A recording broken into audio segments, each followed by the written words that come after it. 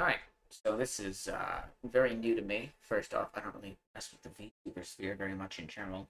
I I watch a little drama every now and then when they all turn on each other. It's fun to see the anime girls all eat each other alive, I guess, but that's about my extent of knowing that sphere. Mostly this channel isn't even like a channel. I usually say it's just somewhere I upload videos for mostly my own actual friends to see stuff and like demonstrate something or learn something, or hey, you should buy this video game I've been playing. Here's what it looks like. It's usually that kind of thing. But little introduction of me if you discover this, especially if like any of Kaio's people watch this somehow.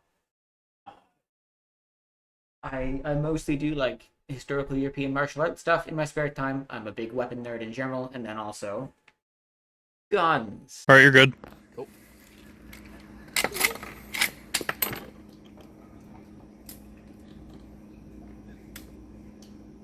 $44.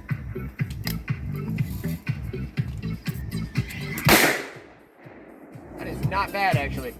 Yeah, that thing's really smooth. It's a real long barrel.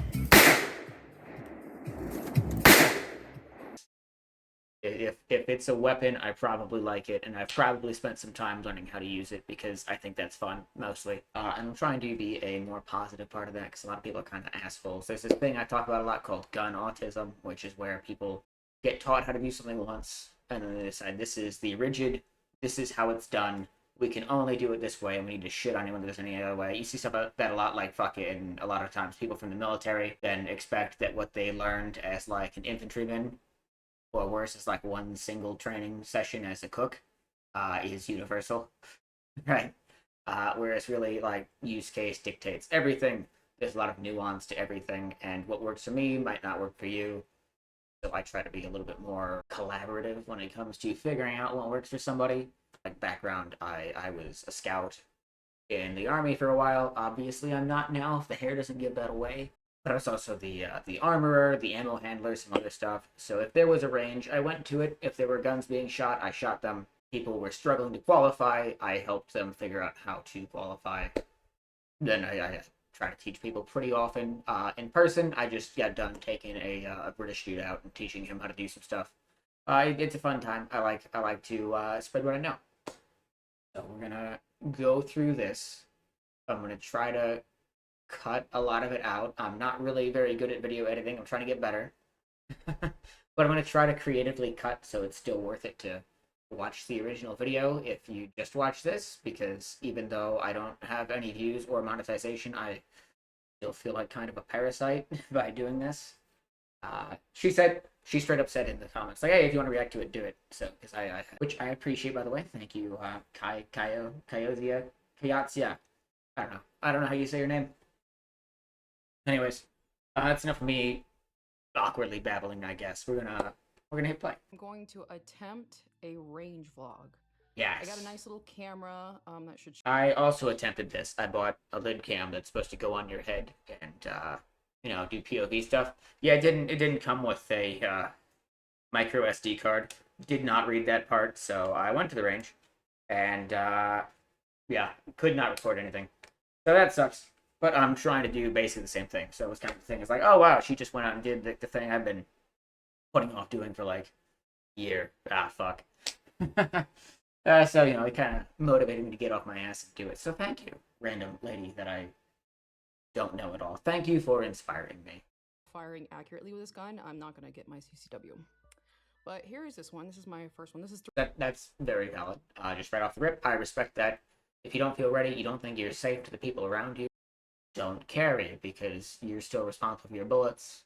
If you miss, that's on you, whether that kills a child or blows up a fucking transformer and suddenly the city doesn't have power or whatever other nightmare scenario.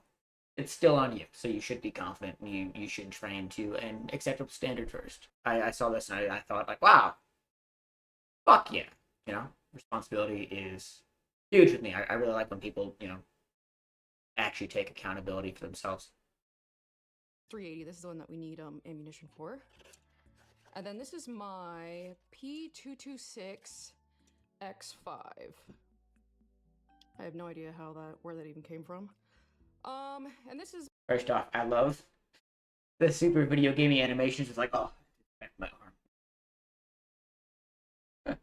I just made me laugh. But also, holy shit, lady. You get your first two guns, and they're like two like luxury SIGs. That is awesome. I saw this. I was like, wow, that's actually nicer than anything I actually have. That gun, right? Like, I like to tinker a lot in my guns. I take them apart and I replace the springs internally and stuff, and I tune them so they run better. But like, they're still mostly stock, right? You wouldn't really know there's anything crazy going on under the hood of my SPO1, right? That, on the other hand, is it's a hell of a purchase. This is my 9mm. It's also empty, as you can see here. Completely empty. This I got recently, and it's a very nice shoot. To me, even though this is a 380 and this is a 9mm, which this is going to have like, I'd say like double the size of the bullets of this one. They have pretty much almost the same recoil, which is crazy because like you can see the size difference between the two. All right, so I have something prepared for this. So, fun fact, I tried to record this video once already. I spent all day on it, because it wasn't just the reaction portion. I was trying to do this, but also referencing things on, like, a website apparently I'm not allowed to name, and pulling up images of, like, other options and things like that. And I spent, like, all day editing it, and I did the thing, and I uploaded it, and then, YouTube said, fuck you. Their AI said I was trying to sell guns. I am not, for the record, YouTube AI. I'm not selling anything here. Please don't kill me. I drew you. Right, my beautiful 3D art. Every firearm is a lovely sliding scale. Skill ability to shootability. Everything is going to be somewhere there. Weight directly counters recoil. You know, when something is heavier, feels better in the hand, usually you feel more confident, which means you're less afraid of it like flying off to hit you, and that makes you flinch less because guns are loud and they're scary. So the more confident you feel in it, the better you will unironically do. Confidence is a huge portion of it, and until you shoot enough, be naturally competent and confident with whatever you pick up, how it feels in the hand is going to matter a lot. It's really, really easy to conceal a pen. It's probably not going to be very good in a gunfight. It's impossible to conceal heavy artillery or a general machine gun. But they're really, really good when bullets are flying, aren't they? Usually, you're going to be somewhere in this range. From, like, a pistol caliber carbine or submachine gun, if you come from video games, to, like, a subcompact, which is the 365, right? Usually you're somewhere in that range if you're going to be going out and about with something. And obviously, the further left you go, the harder it's going to be to handle. A subcompact is kind of the shittiest thing you could possibly get into an actual firefight with, because it's tiny. It's going to be tiny. There isn't a lot of barrel, so it's not going to be accurate just inherently, because it's not really stabilizing the round before it leaves the barrel. But also, it's going to be a lot snappier and harder to control. But the upside, why do I always recommend a 365 for a first pistol? Because you'll actually carry it. Because when people go and they get like a big duty sized pistol, by the way, I'm guilty of this, kind of. My 21st birthday is about to hit. I'm in the field with the army. I'm going to be in the field for like another 9 days, right? So I go on and I said the word, oh no, they're going to kill me again. But I place the order, I pay for it, I come out of the field, I drive straight to the FFL, I do the paperwork, and I leave with this, because I didn't want to wait any longer than I had to. And this is my SPO1, check modernization of the CC75, empty. Right. And, well, it's not my first pistol, it's the first pistol I purchased, because I had my dad gift me one, because you can be gifted one by a direct family member earlier. And I had gotten stationed in Colorado, and I was like, yeah, I want to go hunting. And my dad was like, aren't there, like, big cats and shit there? And I was like, yeah. He's like, well, I don't want you going hunting alone in the woods with just, like, a bolt-action rifle if something goes bad. So he flew out, and he gifted me this M&P 45. Very much a blue collar gun. It's not fancy. There's no bells and whistles. It doesn't really feel that nice to shoot, but it shoots. You know, it was something I could throw on my leg before I was 21, and you know, go hunt with a sidearm for, you know, just in case. Very appreciative of that. Love my dad. He's awesome. But this was my gun that I got when I was 21 to go get a carry permit with, so I could carry it. Kind of a big pistol. It's like the size of my head. Did I conceal it? Yes. Am I a small dude? Yes. Can you do it? Absolutely. I had to do small it back, so I had to get a left-handed holster instead of a right-handed one. Because, you know, right-handed holster slide around to the back. Now the handle is facing the other way. That's a really awkward drum. So I had to get a left-handed holster, put it in the small on my back, and it was easy to conceal. And I personally, I'm not really a creature of comfort. I was a scout. I love outdoorsmanship. I love like bushcraft. I don't mind being uncomfortable at all. So I didn't mind it. But most people, when they get a big gun like this, it's heavy, it's annoying, and after like a week, they get fed up carrying it, and they just start leaving it at home. It's like, I'm just going to Walmart. It's only 5 minutes. And it becomes everything. You just don't bother, and then you might as well just not spend the money. It's a waste of money because you don't carry it, you don't use it. So unless you were specifically looking for a range toy to be a range toy, this becomes a paperweight, and it doesn't help you if you ever need it. So I tell you, get the smallest gun usually first, and a 365, in my opinion, is the best subcompact. As much as subcompacts do suck, people tend to shoot better with them than others. My buddy Arthur, I took him to a range with rentals, had him shoot all my handguns and also all the range rentals, and by far and away, as subcompacts go, he shot the best with the 365.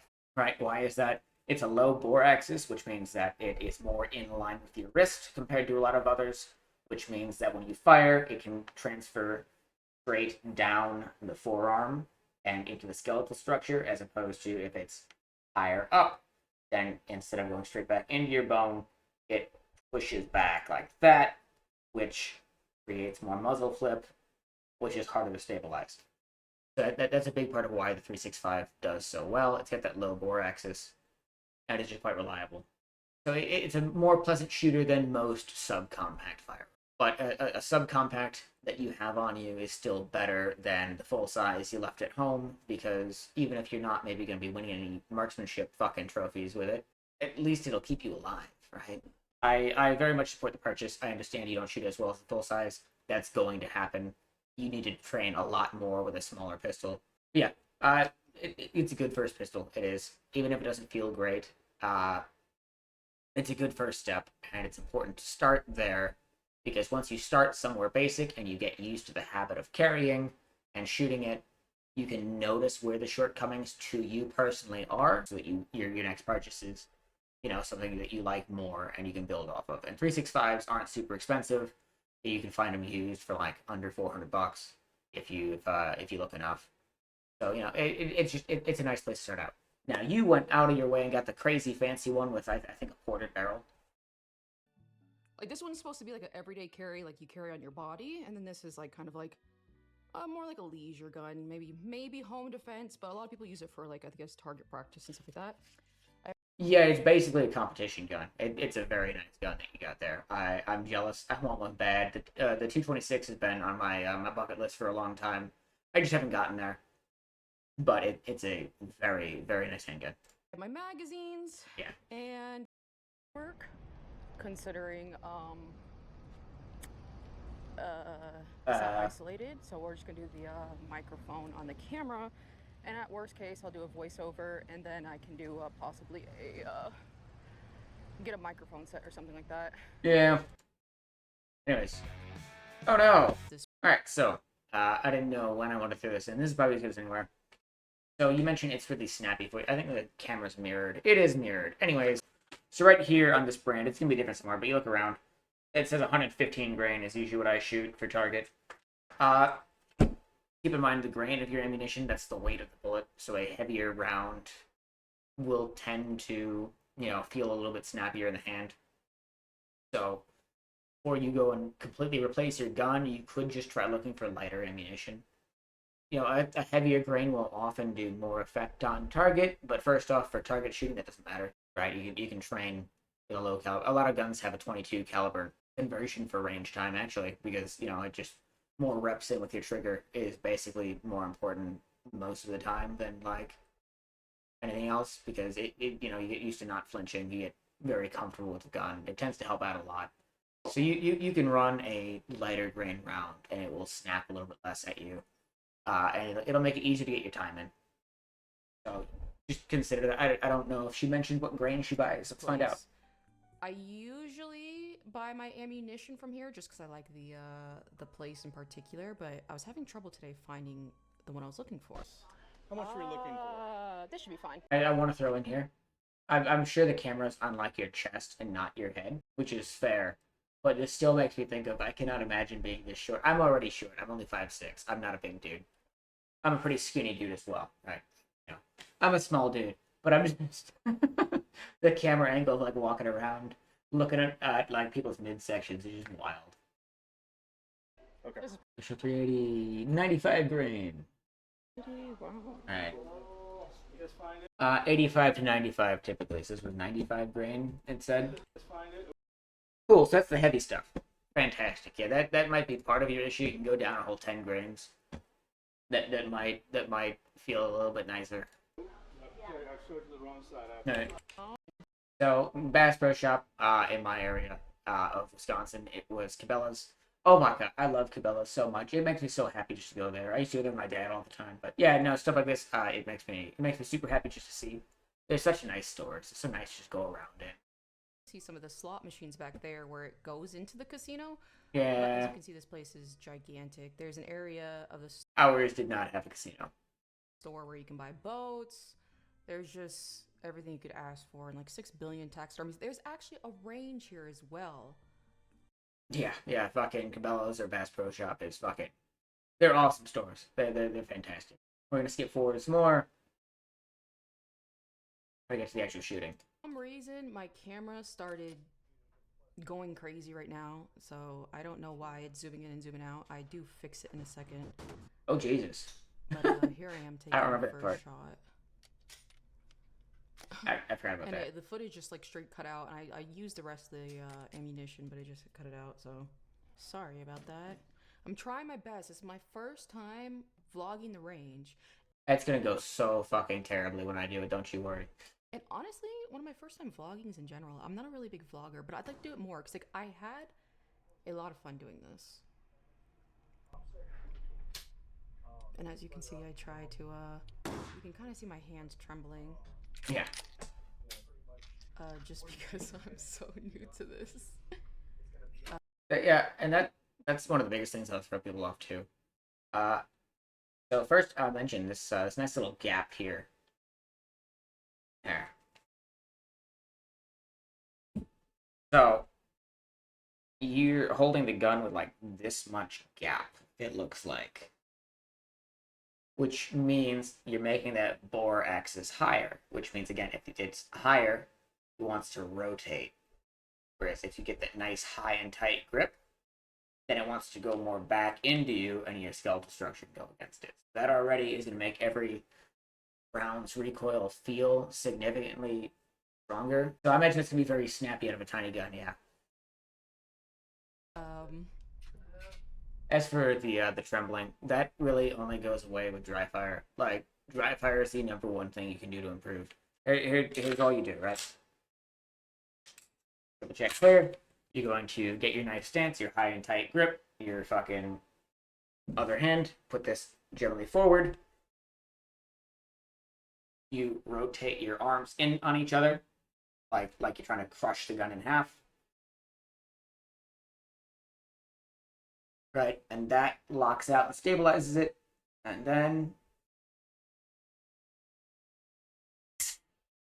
the gun doesn't really move.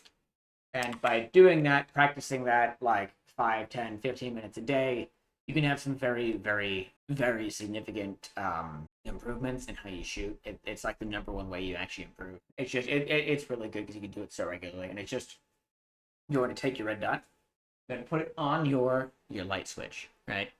See, can I make it show the light switch? Show the light switch. There we go. All right, can we make this work? This is so awkward and stupid. There we go. You're gonna take your light switch. You're gonna aim at the light switch from across the room, and ideally whatever your largest room in your house is, like where you can get the furthest from it. And you're just gonna practice cock the gun. If you're on a striker fire, then you have to rack it each time. If you're not, you can just use the hammer. Right? You're gonna aim, and you're going to try to just get reps in, keeping the dot on the base plate itself. And then after you get easy at doing that, then you can shift to like trying to stay on the actual switch itself. I would just stick personally with the red dot, or if you have a laser, do this to see how stable your gun is. I think I still am nervous about the whole actually talking to someone with a following thing. You know what? That's good, because you're gonna be nervous if someone's trying to kill you, right? I should not be this shaky. I should be more stable. Anyways.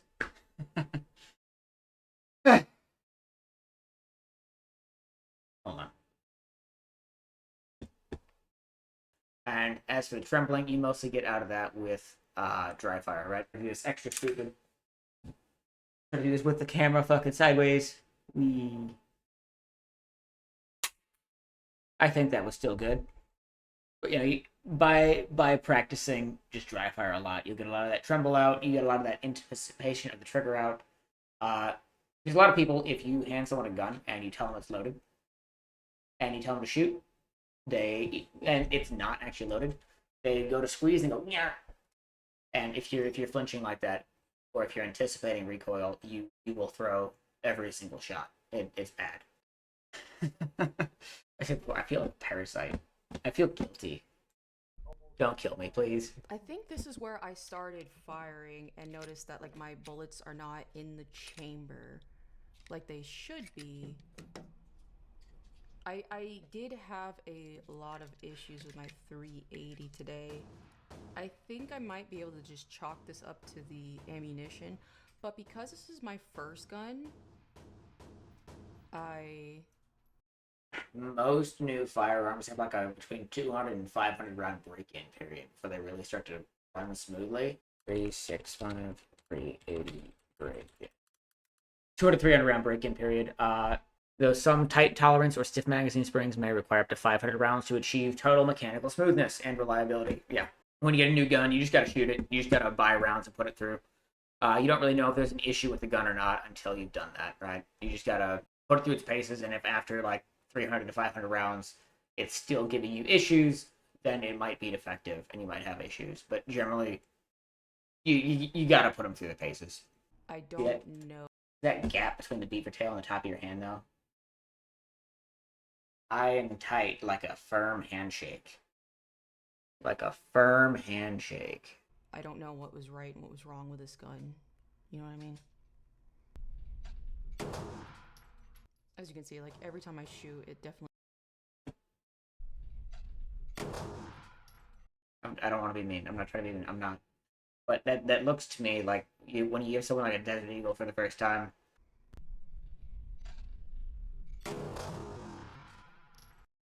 I'm not seeing any like super visible flinch, like in the moment.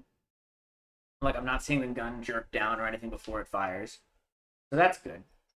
Yeah, just to reiterate the basic fundamentals of your thumb up, put this one forward, and then as you go forward, rotate your arms inwards like you're trying to crush the gun together like that.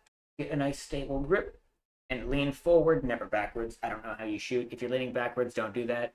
It's it's called the chick lean because other guys do it too, obviously. We're assholes. It's largely a dude hobby. Dudes are assholes, so you call your buddies a chick if they're fucking up, right? But you know, people tend to be afraid of their firearm. They lean backwards away from it, and then obviously it's gonna push you a lot more. Lean forward instead. Put your support foot back. Lead foot forward. Lean forward into it, and you're gonna feel a lot more stable because your body weight, can push against the recoil itself, right? Use your body weight against it. I get the feeling you're relatively skinny just off the arms, which I mean, maybe it's a strength issue, but it's probably not. It's probably just form and technique. Because like my 5-year-old. My 5-year-old can shoot stuff, and she does fine, right? There's my 5-year-old, my buddy Arthur. Trying to find it. Arthur, don't let her get scoped. She won't.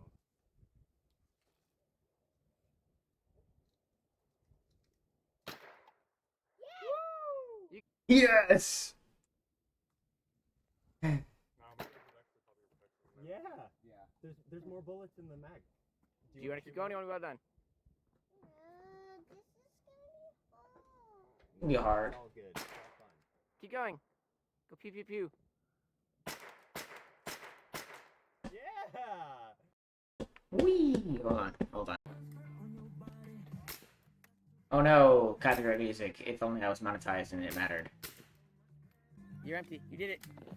Good job. Yeah, if she can shoot, anyone can shoot. You don't need to be super strong. It's only a 22. But you know, she shot a few pistols too. I just don't have video of it. Right. But it's probably not a strength issue. I think you mentioned that at some point in the video. I know I'm skipping around a lot, so just in case I skip it, I want to make sure that it probably isn't a strength thing. You probably don't need to go work out a ton. I'm a skinny dude. I could shoot some pretty big guns. Right. Just make sure you get that good high tight grip. Make sure you're actually locking your arms, not locking, but you know, compressing inward with your arms so you can actually engage your muscles all the way back to your shoulders. And make sure you're leaning forward. And most of it's just physics and confidence. And that it really does a whole lot for me. I think because the ammunition is just so really does a whole lot for me. I think because okay, yeah, so you definitely looks like you're pulling down and right actually when you But back to what I was saying, yeah, I don't know if this is an issue that's just the ammunition. I asked on Twitter and someone mentioned it could be the magazine is having issues, like the spring is too much. So as you can see here, like my gun locked back when I ran out of ammunition. That's what it's supposed to do. It's supposed to lock into place. But sometimes it just doesn't. And someone said it could be the spring. It's probably the spring on a new magazine. You just gotta shoot him. You just gotta shoot the fuck out of him. From the magazine is like giving it like a false reading in a way. I'm not particularly sure, but it just did it on its own this time. Yeah, the magazine can bump it So out, that was especially if it's really another stiff. issue I So had. it's probably just the magazine's being really stiff with it. I don't, like I said, I don't know if this is just Oh, we got even lower. Oh, that gap is growing. an ammunition. I'm using 2 types of ammunition, I believe, in this video. The other part is you definitely anticipated the recoil a little bit, so you're jerking the gun down before the recoil even comes, which is going to throw your accuracy a bit. That means you're not confident with the gun. You're afraid of it. That part is just keep in mind, seek the wall. No, people don't really like T-Rex arms nowadays for some stuff. I don't even follow the drama. But T-Rex arms has this really good video where they bring an airsofter in from Japan, and they teach him how to go through stuff. And they just keep saying, find the wall. The wall! And it's iconic, it's funny.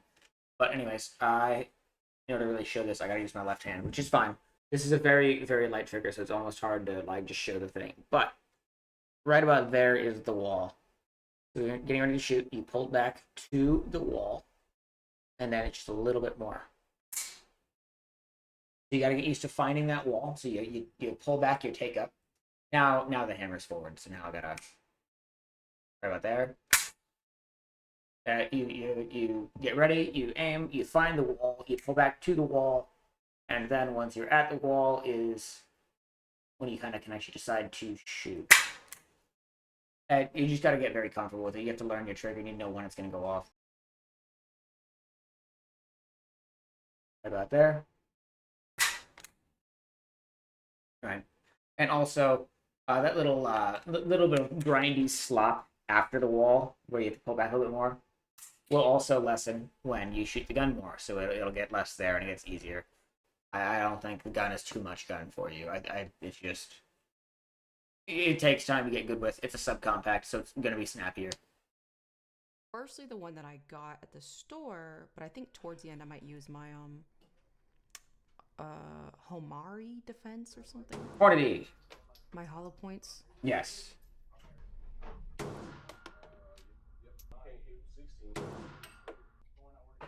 The most relaxing game. Oh god. Brain thinkers. What if there was a game? That's nice. Alright. So here's a Hornady. I have one. I don't like Hornady too much. I usually do Underwood ammunition. So Hornady has a reputation for push in, where as you load and unload, because every time you go out, you load and rack your pistol, and you put it in, and then you get home, so you take the magazine out and you rack it to clear it, so it's safe because you're at home, right?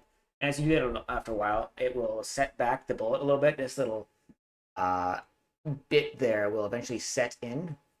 And it can throw off the pressure, so you can like blow out the side of the casing when you try to fire. Issues like that. It's not ideal.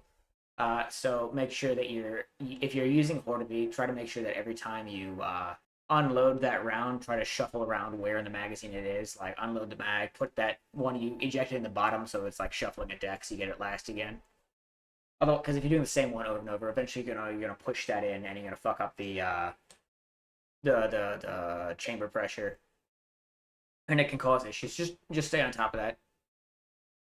Of like my eyes, excuse me, where I can't even tell it's like locked back into place. So I think I have more bullets, which is kind of a good thing because here you can see the differences between my 9mm and my 380. Yeah, the 9mm and 380 are actually like the same bullet because the bullet's a projectile. I know, nerd shit. The bullet's a projectile. The cartridge is what's different because the cartridge is the whole thing. The casing is longer. There's more gunpowder. So 9mm is a 380, just flying a little bit faster. The 9mm, I believe, the 380, I believe, is like almost like a sawed-off 9mm gun. Yes, kind of. Yes. I think.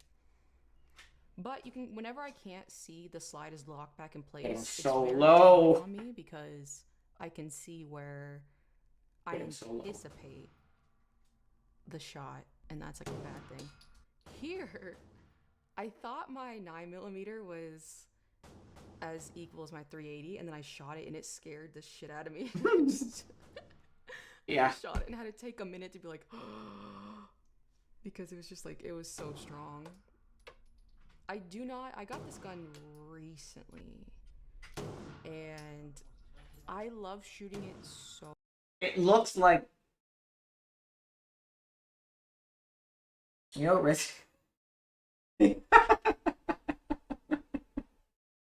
Resident Evil 9, where Grace gets Requiem, and when she fires it, she goes, and she like pauses for a minute like that, like her hands shake, like she hurt her wrist. It was just like, it was so strong. Recently, and I love shooting it so much more. See, you can see right there where I can't unsee I it. still had another bullet in it. You see how I leaned into it? That's a really bad habit of mine. I've got to fix. It's just so hard. I don't know how many rounds I need to shoot before I can get used. I just shot it and had to take a minute to be like, and I love shooting it so much more. See, you can see right there where much more. See, you can see right there where I thought I still had another bullet in it. You see how I leaned into it? So you do want to lean into it. Leaning into it is good. You're trying to like throw the bullets though. You're casting magic wands with your wizard spell or your wizard. Alright, I. That's what I get for being mean. I'm sorry. I fucked up. Instead anticipation, like I said, it's just dry fire. The solution to this problem is dry fire. You need to find your light switch and practice 5, 10, 15 minutes a day. Make a little thing, right? If you want a little bit more fun of a solution, if you have like a coat rack by your front door, hang a hoodie up, because then you get a human silhouette, right? You can use the hood of the hoodie as the head, and you can practice on that. You can incorporate it into a workout if you want. I'll do that sometimes, where it's gonna be really stupid. Let's see if I can make a capture. I have a target on the wall. I don't know if you can hear me.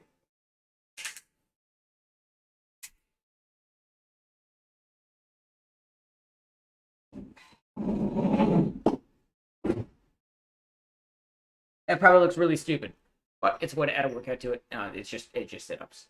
But also it can help you get to shooting in pace. It's still dry fire. I have an actual silhouette target there.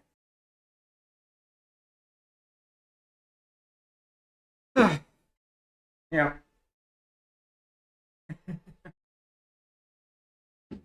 No, that probably looks really, really dumb. Feel free to make fun of me. I don't care.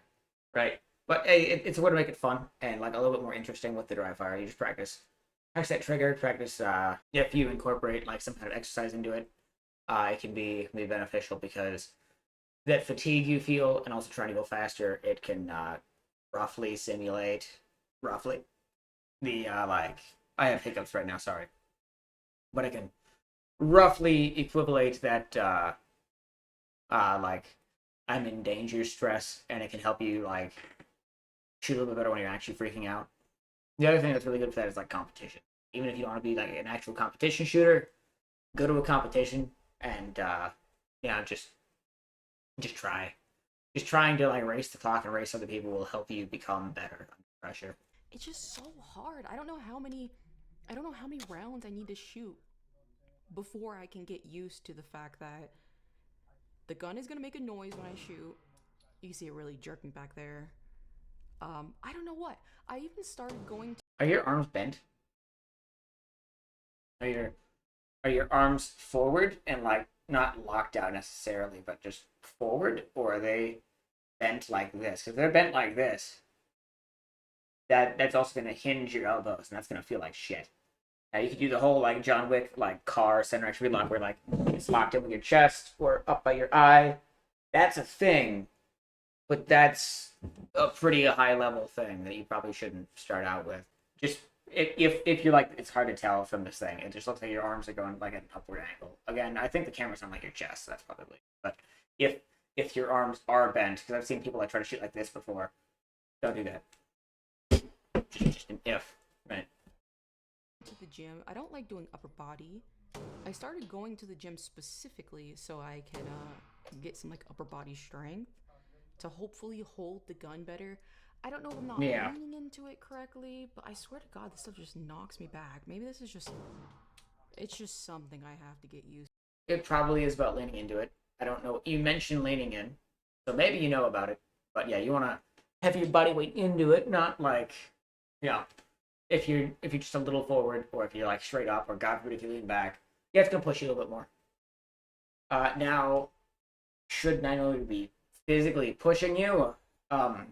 If you're not leaning backwards already, I don't know how light you are. That might be an issue.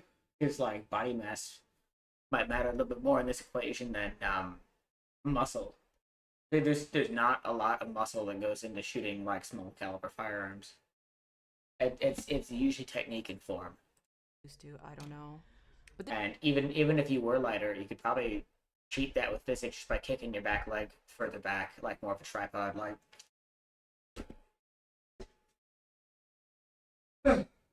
This is really bad. A little lean. If you're really, really light, maybe like exaggerate it, like. I can see that helping, like in my head. Like try it. It might look a little bit exaggerated, but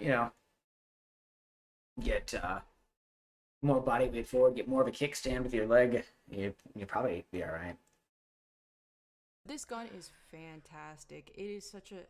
I'm not a super gun expert. I only have 2 guns, and I shot a little bit when I was younger, but like my dad, like when I was like 16, he had me shoot like a 45 caliber pistol, and that was the dumbest thing because I didn't shoot another gun for like 10 years after that because it was terrifying. But yeah, so there's this big thing in the gun community, mostly amongst like the older, like more rural dudes, where the idea is either intentionally or to be an asshole, either they will give a girl a really big gun to begin with, like a really high caliber gun, to try to freak them out, be like, oh, because they think mostly it's because then they look tougher because, oh, look, I can handle it. Look how much stronger I am. And it's like a way to brag without bragging and like try to look better. It's dumb. Don't do that.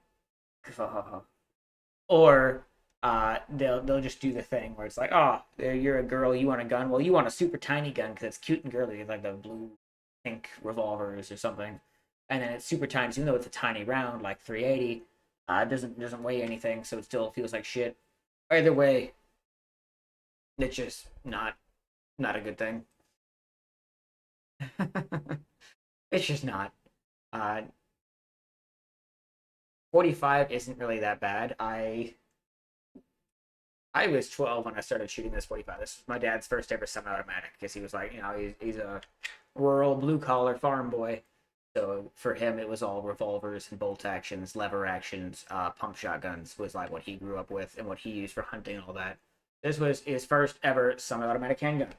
But the bigger thing is, again, I get the sense you're like kind of on the smaller side. So like, if technique matters a lot, and if he's not like showing you how to do it. Shooting this one, this is a P226 TAC X5. Yeah.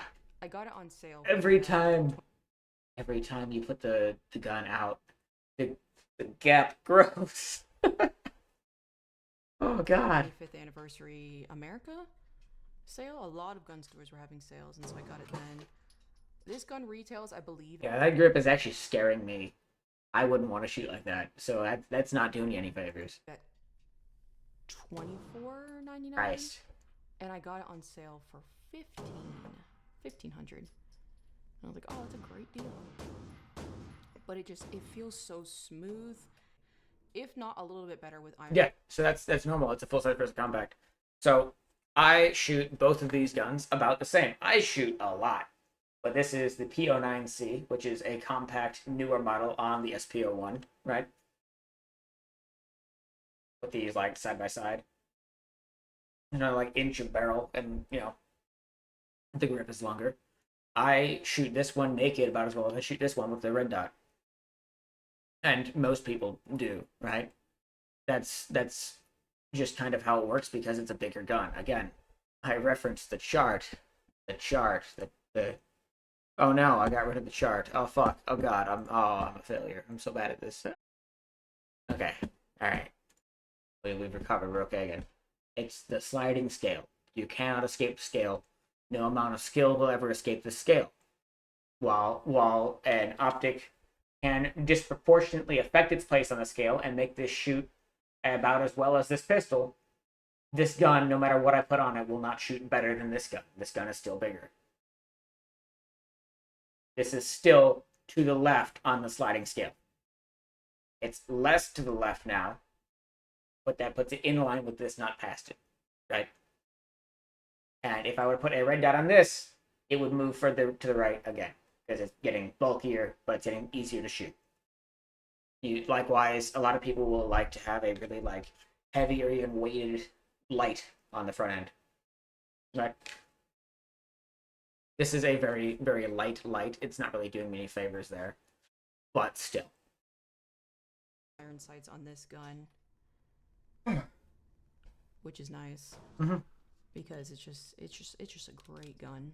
It is, yes. So they're here, beautiful. I believe I put my magazine. You see, I put my magazine back in there. It's kind of hard because like the angle of the camera wasn't proper. I put my magazine back in there and it automatically locked into place without me sliding the lock into place.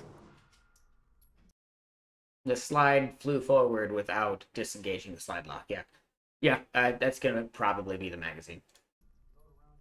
I will say I've had issues with this. This is back to my 380, of course, my Lux. Unironically, order a used magazine from somewhere online and see if you have the same issue. I've had Get a magazine that's been broken in. Since I've had the gun, and I tried a different ammunition. I don't know. It was like what is it? It's like a red, white, and blue box. But I will say, even though you say like the other one's better, you are absolutely shooting this better. Like look at how much your hand moves, right? And I tried a different ammunition. I don't know. It was like a what is it? You are controlling this far better than you are the other gun. You are. The other one might feel better. A lot of that again is I think probably psychological. But you're shooting this better because it is a lighter caliber. It's like a red, white, and blue box. I fired firstly when I first got the gun, and Red, white, and another blue. person fired it, and they said the same thing. Like they showed the same thing where like it would lock sometimes. So it's like, do I need a contact 6-hour warranty for this? I'm not sure. Probably not. I was already planning to damn return it. it until something unexpected happened. All right, that's nice. See here, the gun didn't lock when I was out of ammunition. It didn't lock into place, telling me I'm out of ammunition. That one is. I don't It can know. be the magazine still. You can see there's no ammunition in there. It can be the magazine. It can also be what's called limp wristing. If you're not giving it that positive feedback, it can not go all the way back. It can eject the round at about there, but it's got to go all the way back to there to lock open. So if you are limp wristing, not giving that stiff surface to recoil again, the slide might not be going that last like millimeter. So it might again be a case of you just needing to grip higher and grip tighter. By the way, I mentioned this in one of my other videos I just did, but just to make sure I iterate this.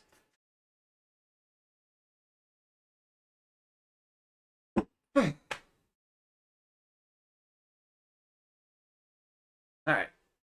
This is my Scorpion Evo for reference. Fancy Czech military submachine gun for like SWAT and stuff. On a pistol, right, you have one point of contact. So if you teacup or grip like this or whatever, you really have just one point of contact. One point of contact with something is just a pivot point. It's a joint. So this is really easy to rotate around. You can then put your thumb forward along the side, and that makes it a wider point of contact, which makes it pivot a little bit less. Right? But it still is ultimately one point of contact, and it's going to be hard generally to control. That's why pistols are so much harder to shoot than rifles, because it means that when you pull this trigger, quadruple check is empty. Alright, when I pull this trigger, right, you are pulling like this. So usually it's down and left that the gun will want to move in line with your finger. Now you can help this by having a better trigger squeeze and pulling more straight back. If you have really long fingers and a small grip though, that can be very, very hard to do comfortably, and it might not really work super well. The counter to this is that second hand, gripping forward and leveraging forward, or rightward, with your thumb, right? That is countering it. So now if I pull the trigger a little bit less optimally, it still doesn't move. Even in double action mode, where it's going to pull the whole hammer back. It's not moving. That's the importance of grip. But it still is just one point of contact. If I swap to a rifle or pistol caliber carbine,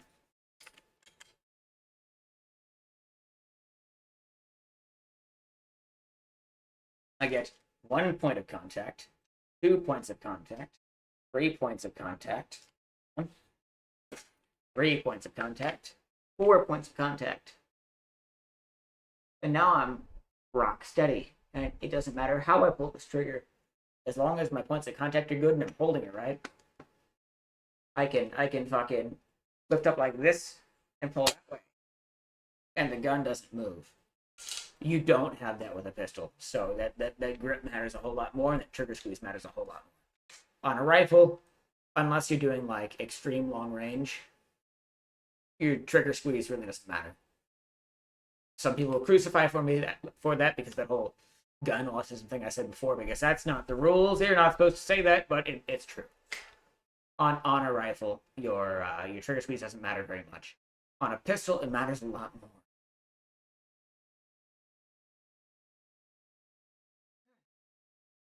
There at all.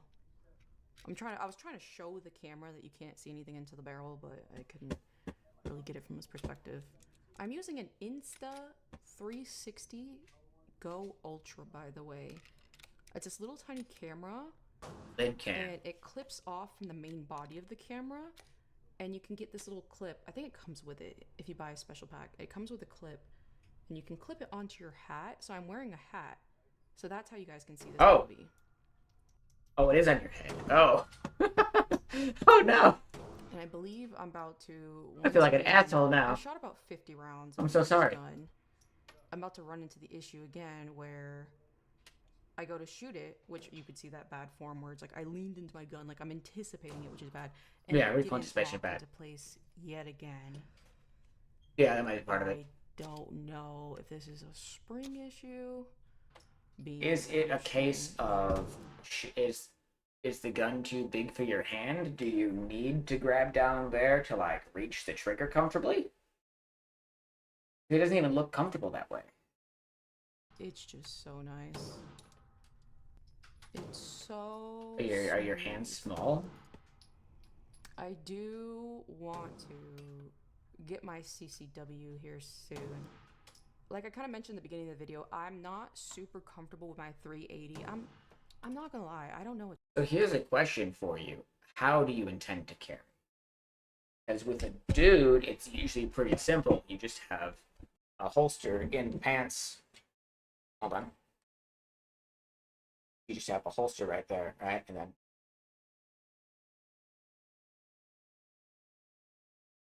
look, it's gone. But girls, first off, tend to wear a lot tighter clothing, and maybe can't do that. And also, if a gun bulges a little bit on a dude, if it's in the front of the pants, it's not really a problem. Whereas on a girl, that can be a little bit awkward, but more so it just stands out. It's easier to identify. So girls, you see a lot of time do like purse carry. If you're carrying in your purse, it doesn't matter how big the gun is. You can just have the full-size gun. Now, the caveat of that is, what is the first thing someone does if they're accosting you is probably grab your purse. So you might just be arming them. So I'm not really a fan of purse carry. But if that's how you're going to do it, you might as well have a bigger gun in there. You know? So how do you intend to carry? Because that can change a lot of the equation for what should you carry. What to do. I don't know what to do about it because like I'm not a professional gun person, so I don't know how to fix it myself if it's an issue. I don't know if it's ammunition. You can see here yet again, I shot and it was supposed to lock into place. So I don't know. Please let me know if you guys if you know anything in the comments. Please let me know because like again like I'm kind of novice to weapons and this.